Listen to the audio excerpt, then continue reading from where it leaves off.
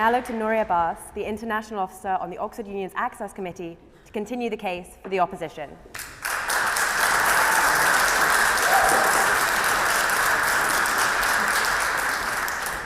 Ladies and gentlemen, I have a few disclaimers before we proceed.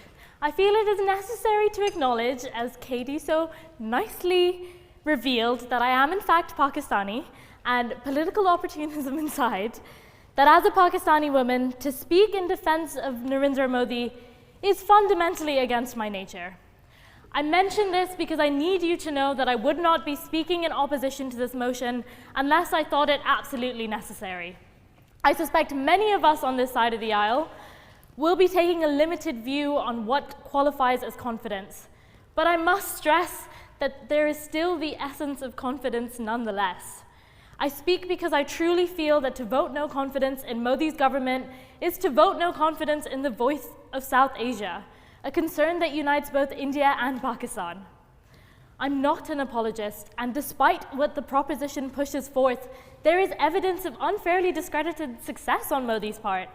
The promise of 10 million jobs that has been widely criticized, as revealed by the BBC, was never actually stated by Modi. Nevertheless, he certainly did promise to create a lot of jobs and was limited in his success.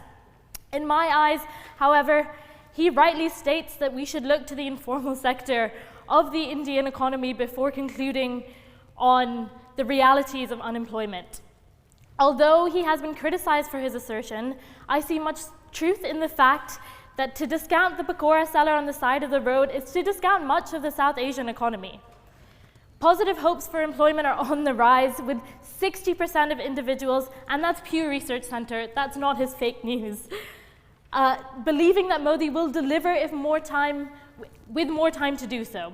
More pertinent to myself and to those here, Modi's Act East policy displays that he is not willing to shy away from challenging China's attempts at becoming a superpower. Modi has shown inwards and outwards that India will no longer be non-aligned. India under Modi aggressively fought for the new Silk Roads to find their base not in the heartlands of China, but in the Punjab.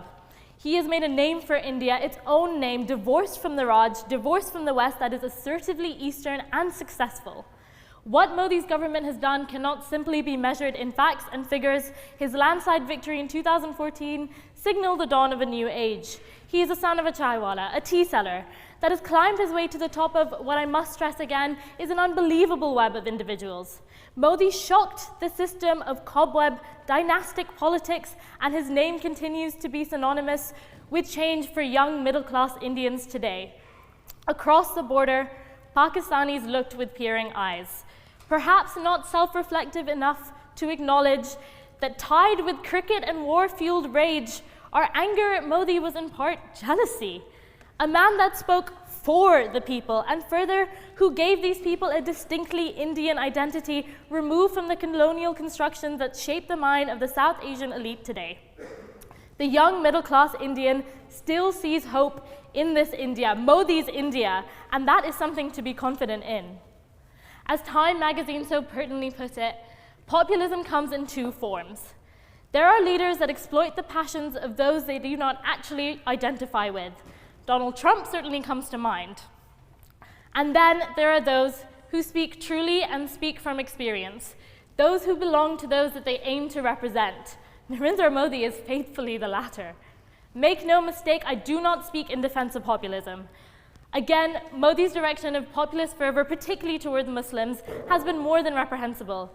But to vote no confidence would be to ignore the tides of our times. To vote no confidence would be to fail to recognize that the Achhe Din is here for those who have for too long been politically neglected. To vote no confidence would be to hypocritically overlook the rise of populism from west to east. I am not asking you to accept the fate of a populist world. Instead, ladies and gentlemen, I ask you to see that the world is trying to tell us something. India is trying to tell us something. And whether we like it or not, they are attempting to shout that the status quo is not enough.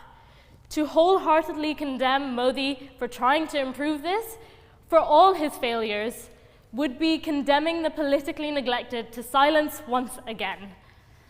What fascinates me about all of the commentaries, punditry, opinion pieces, and special reports on the Indian election is that no one seems confident that Modi will lose. Regardless of how much a Guardian writer, a New York Times writer, a Times of India writer expresses confidence in Modi's failures, the article always ends with, they still seem to have faith. It is in this faith of the ordinary man that I wish for us here to recognize.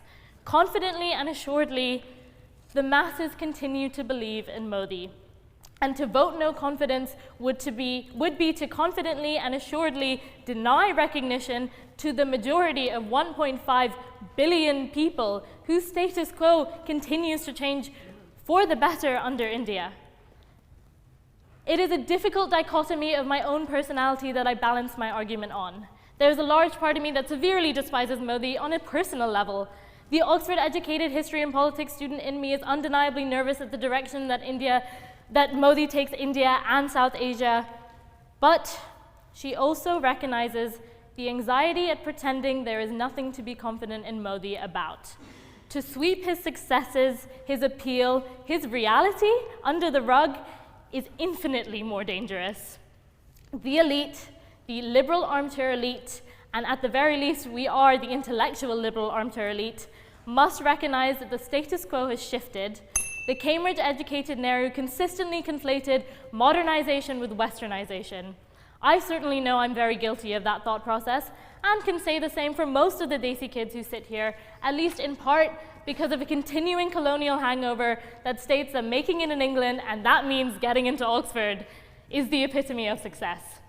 I do not mean to discredit the opinions of my incredibly smart fellow students, nor the political and intellectual elite that sit facing me today. And I certainly am not one to state that the opinions of NRIs, BBCDs, burgers, or whatever other mocking term is thrown at brown kids like myself should be discredited because of their westernization. But by the same token, we all must come to realize our level of detachment. Popularity does not necessarily bring quality, but it would be an injustice not to recognize the belief in Modi that the Indian nation has. To vote no confidence would be entirely and wholeheartedly failing to do so.